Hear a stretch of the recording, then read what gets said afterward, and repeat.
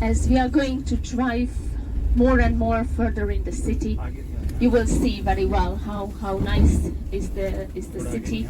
So maybe it's a little bit like you would be dropped back in time a good 100 years or maybe more, as most of our buildings are about 100 to 140 million people. We have this tram running next to us. This takes every day 200,000 people to work there and back, typically. And that's a very frequent, a very long line. Actually, this is the longest tram in Europe. And of course, we have 4 metro lines. We have a very nice old line, which is more than 140 years old. And we have the modern lines of the metro as well. It's very typical, and Christmas season is just starting now. That's typically 4 weeks before Christmas, how we take it. 4 Sundays before Christmas, how we celebrate it in Europe. And this is our so-called Advent area. Advent area. Okay. So at this time, the Christmas market already starting. Maybe some of you checked it out at your free afternoon, or maybe you can do it on Sunday. But with a very nice short turn, we just turn down here to the riverside. So if you look to the left, that's the river Danube that you see, or you don't see because it's getting dark, but you see definitely the lights of the Buda side of the other side. Pest में I think ये Buda है opposite.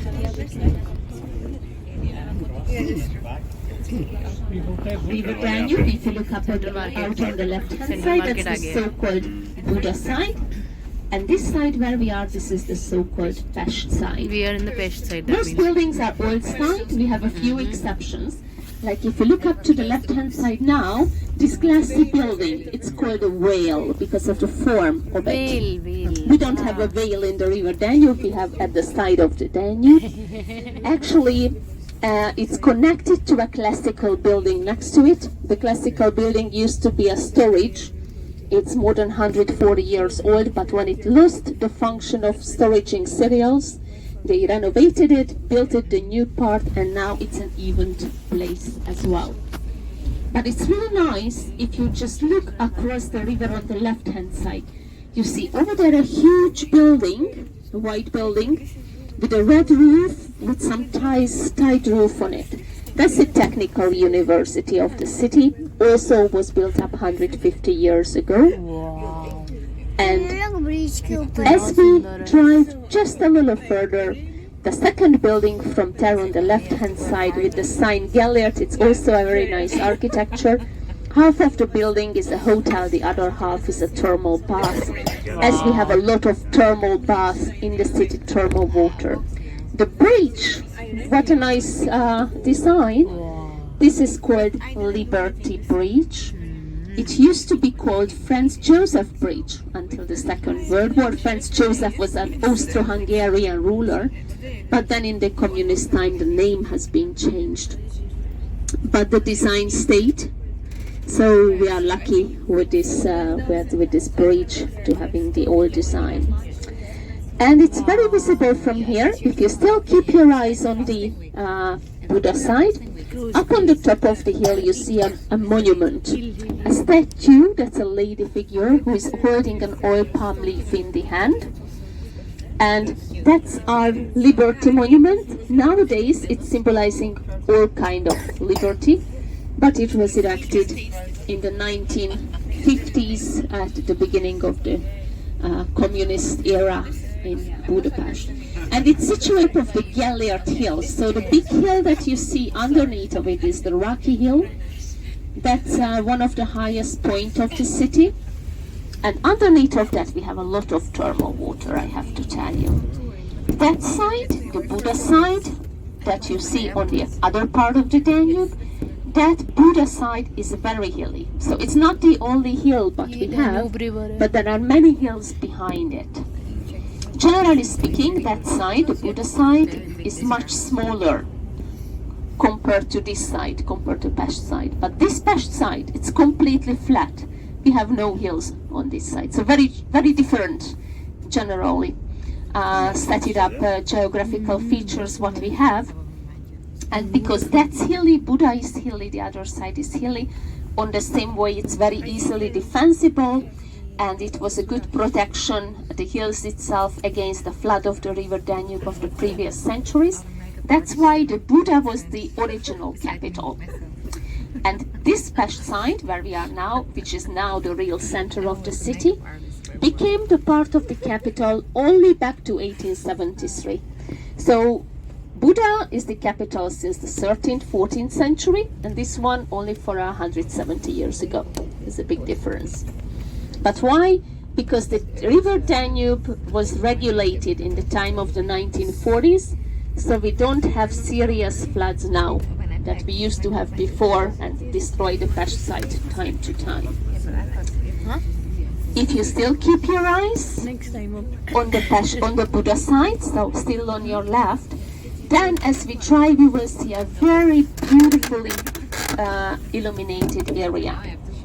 Down at the riverside, that's the so-called Castle Garden Bazaar, and that's in connection through stairways and paths up to the top, to the huge brown building, nicely illuminated.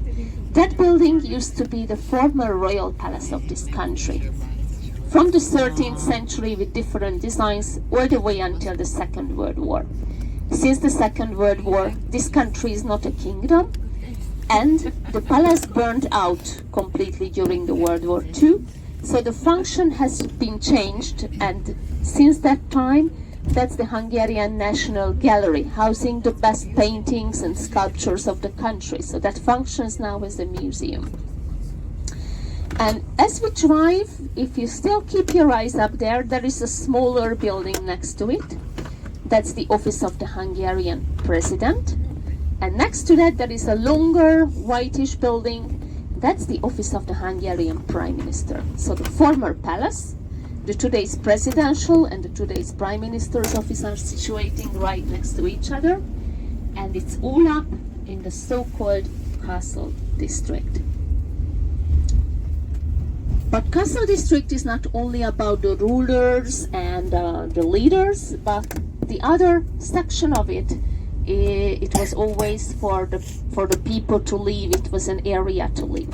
So if you still keep your eyes there, you see a kind of a darker part. Those are apartments up there. And after that you see again a very nice illuminated part, which is a lookout terrace, a wide spreading out lookout terrace with some towers. That's the so-called fisherman's bastion. And above that there is a high white tower. That's the famous Matthias Church, which used to be also a coronation church for a certain time of the history. So that whole area with the former palace, with the church with the lookout terrace, is the part of the World Heritage listed by UNESCO. We are very happy with that. We are so proud of that. But that's just a tiny area. And as we drive a little bit further upstream here, if you take a look to the right, so finally we take a look to the Pest side. Here you have a nice view on the Hungarian parliament. So now you have a very, very detailed, close view on the Hungarian parliament, which is the home of the legislation. It looks like a palace. It's a huge building. It has nearly 600 rooms. And it was built back to 1880s to 1900 with the aim of giving a home for these decisions. So we used to have a House of Lords and a House of Commons back to those ages, so that's why it has two symmetrical wings, and in the middle we had a unified session room.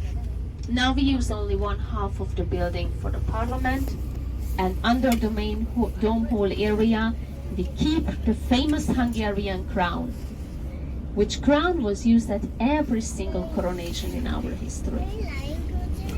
But in the same time, the parliament is the third largest parliament of the world. So it's really, really huge, and we really like it.